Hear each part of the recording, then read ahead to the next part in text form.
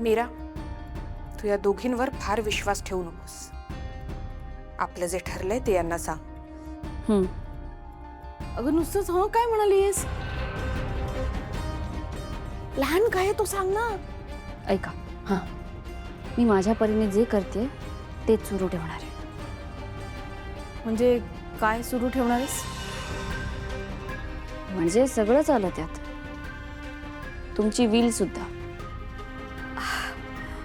Okay okay.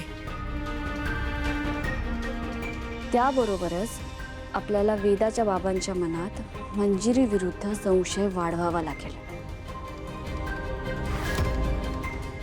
तो कसा?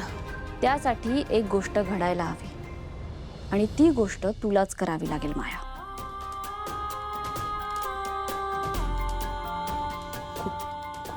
कुठली गोष्ट?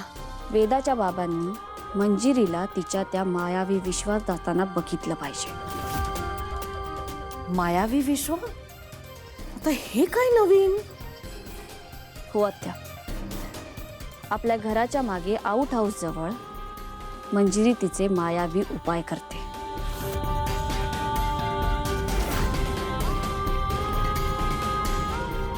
तिथेच तिचं मायावी विश्व आहे.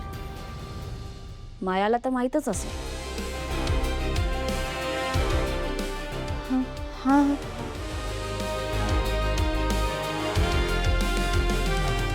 जर वेदाच्या बाबांनी मंजिरीला तिथे जाताना पाहिलं तर आपलं काम अजून सोपं होईल.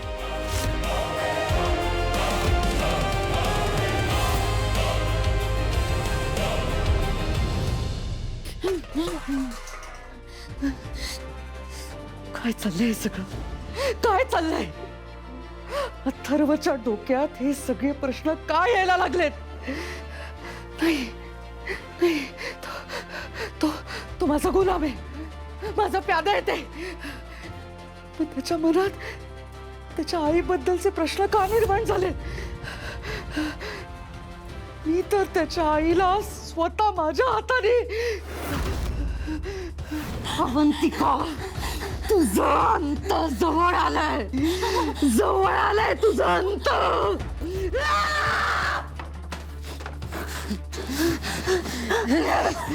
अवंतिका, माझं ध्येय पूर्ण करण्यासाठी तुझा अंत होणं गरजेचं आहे, गरजेचं आहे.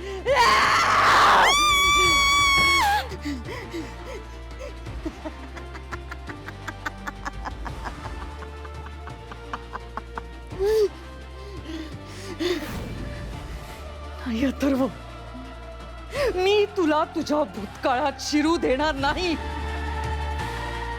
आणि जर का तुझा अट्टहास असेलच आणि त्या मीराने जर का तुला प्रवृत्त केलंच तर मला माफ कर बाळा, पण मला तुझाही जीव घ्यायला लागेल.